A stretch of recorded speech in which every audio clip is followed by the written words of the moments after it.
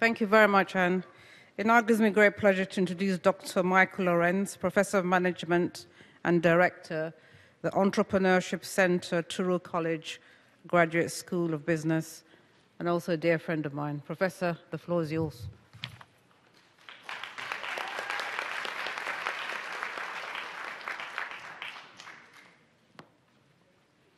Madam Eze, distinguished ambassador, courageous ambassador, and colleagues all around the room. Anti-Semitism is insidious. It denies humanness. Human beings are social creatures.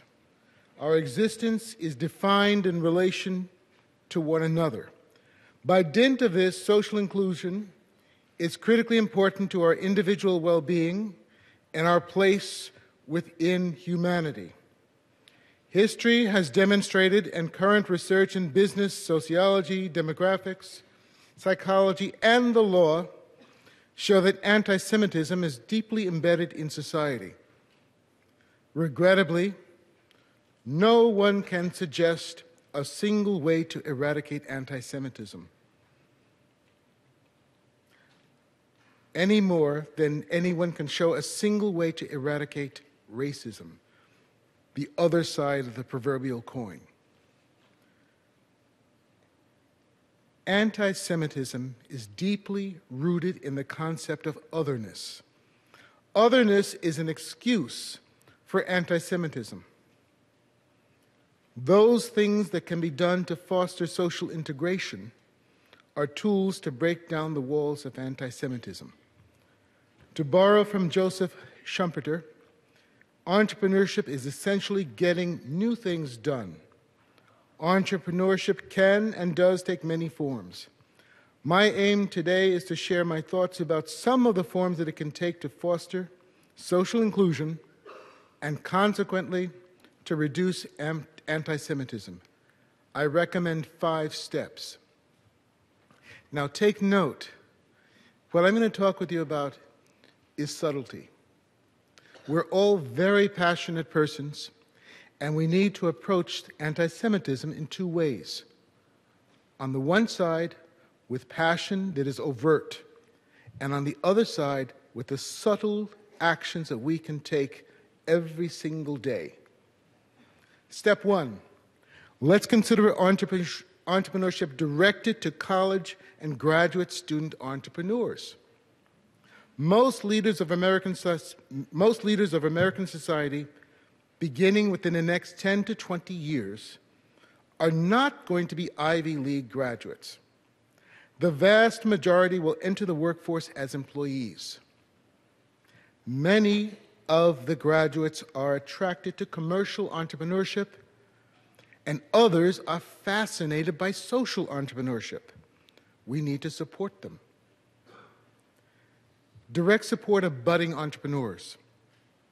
We should provide students with help in organizing and linking their businesses, take note, and linking their businesses with firms in Israel that can provide them with technologies and other goods and services.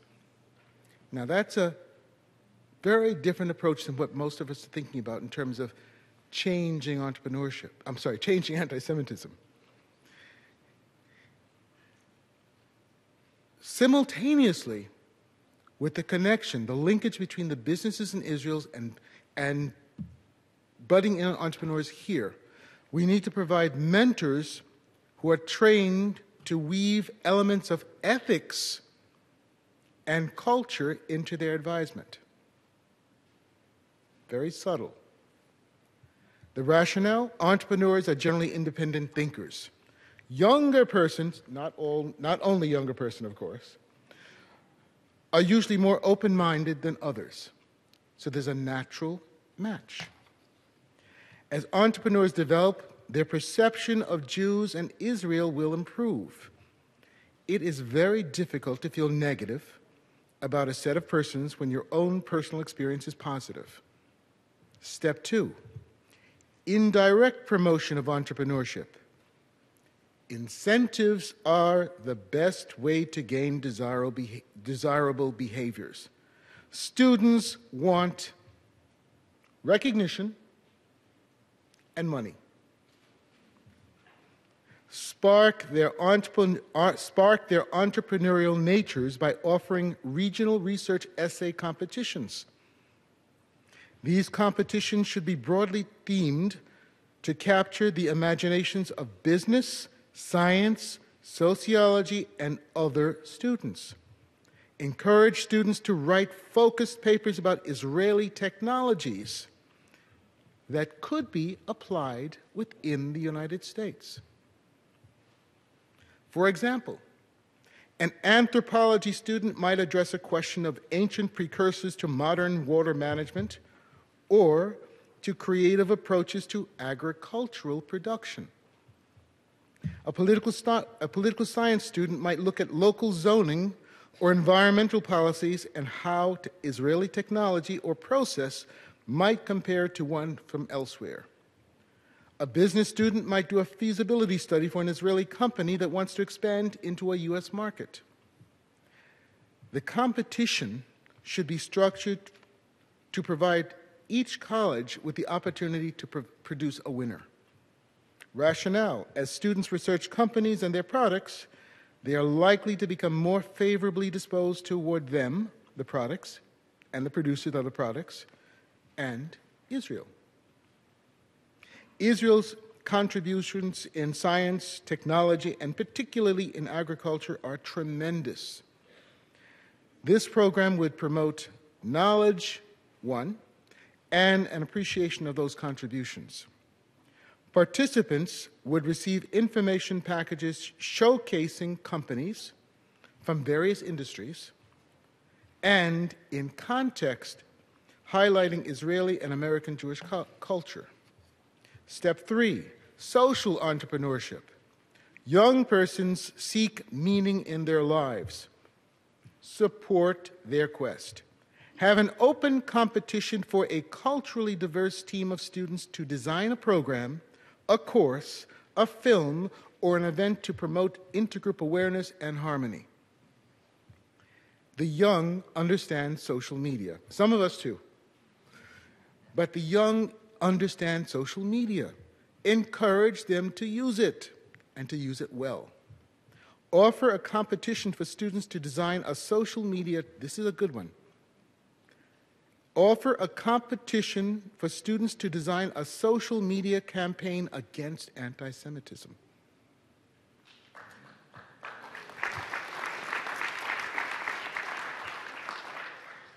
The rationale is very simple.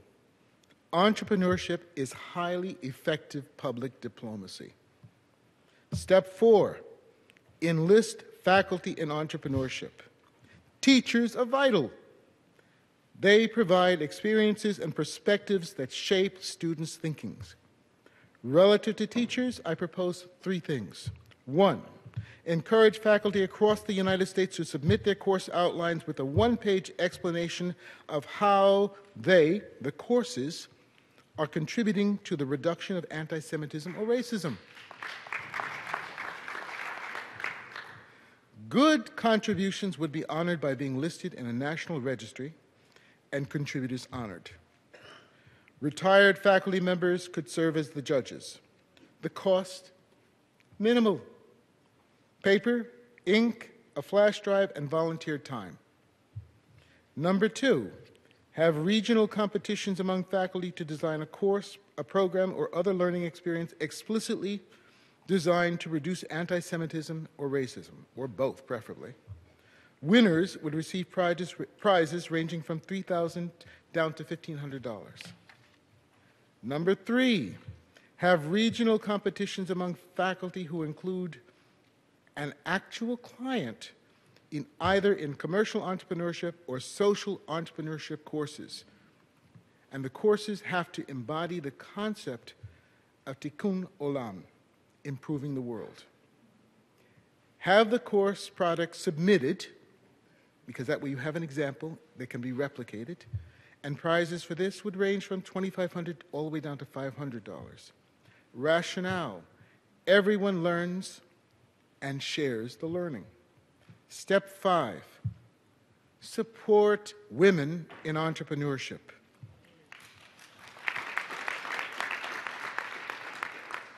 Create not sister cities, that's too diffuse. Create sister communities with minority communities paired with Israeli ones. Focus on what women can do to improve their lives and those of their families.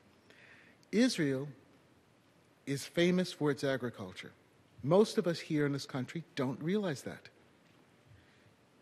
Applying lessons, processes, and technologies from Israel could transform the physical health of the residents of these minority communities and transform their economies.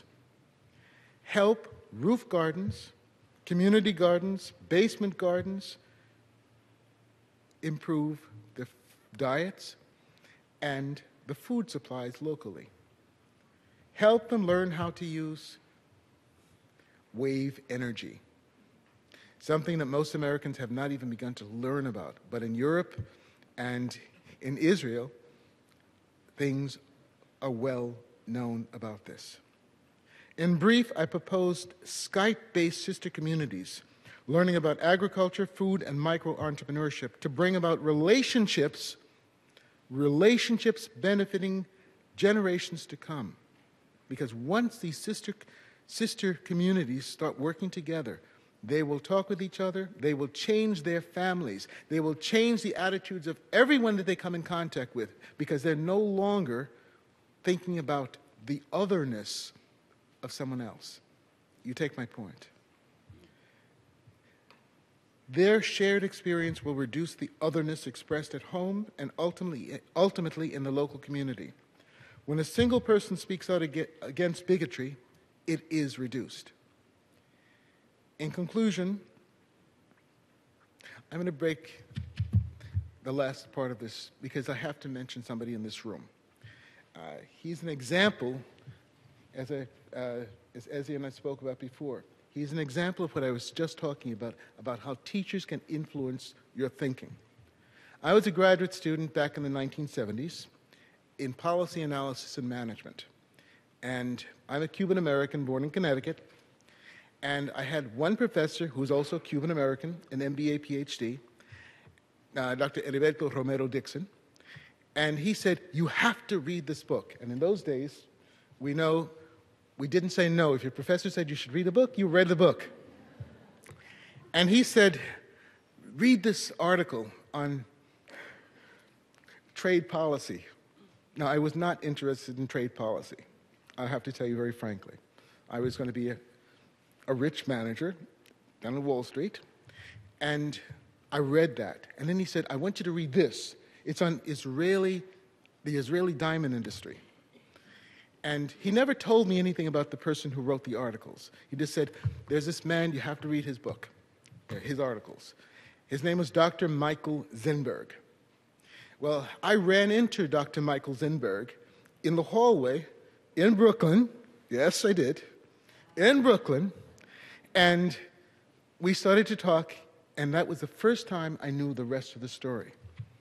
This man who I had admired and who had changed my direction before law school, what can I tell you? And we talked, and he told me his story.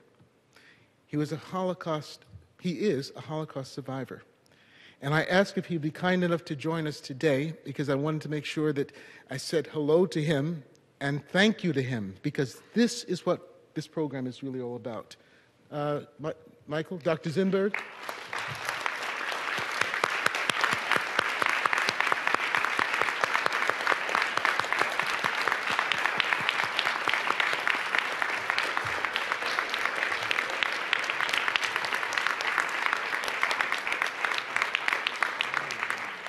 And now I want to give you the last line of what I've learned over the years. And that is, there is no tomorrow without today. Let's put Tikkun Olam into practice. Let's improve the world today. Thank you for your attention.